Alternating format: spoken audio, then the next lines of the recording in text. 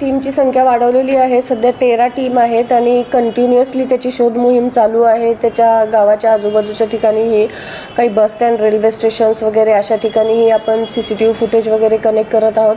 त्याचबरोबर तांत्रिक विश्लेषणावरून त्याच्या कॉन्टॅक्ट्समधले जे लोक आहेत त्यांच्याकडेही इंटरोगेट करत आहोत। त्याच्या फॅमिलीच्या लोकांनाही आपण चौकशीसाठी हे घेतलेलं आहे, ताब्यात घेतलेलं आहे। एकूणच परवा हा इन्सिडेंट घडल्यापासून या आरोपीची ओळख पटवल्यानंतर कंटिन्युअसली हा फॉलोअप सगळे अधिकारी आणि कर्मचारी फील्डवरती करत आहेत।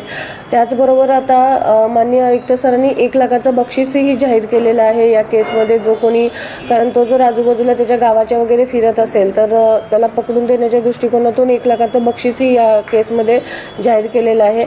आणि बाकी ज्या गुन्ह्याच्या फॉर्मॅलिटीज आहेत त्या सगळ्या चालू आहेत। तपासाचा भाग याच्यामध्ये आहे, फॉरेन्सिक्स, बसचं ॲनालिसिस वगैरे ह्या सगळ्या गोष्टी चालू आहेत।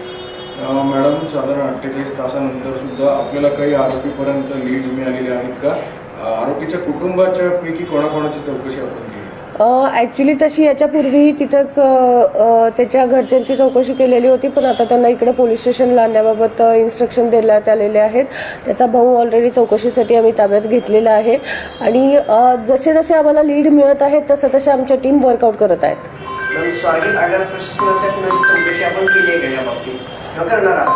नाही, चौकशी तर होईलच या प्रकरणामध्ये, तो तर तपासाचा भागच येईल याच्यामध्ये त्यांची चौकशी करणं हे। पण त्यांचे काही अधिकारी वगैरे काल येऊन या संदर्भात मला भेटून गेलेले आहेत।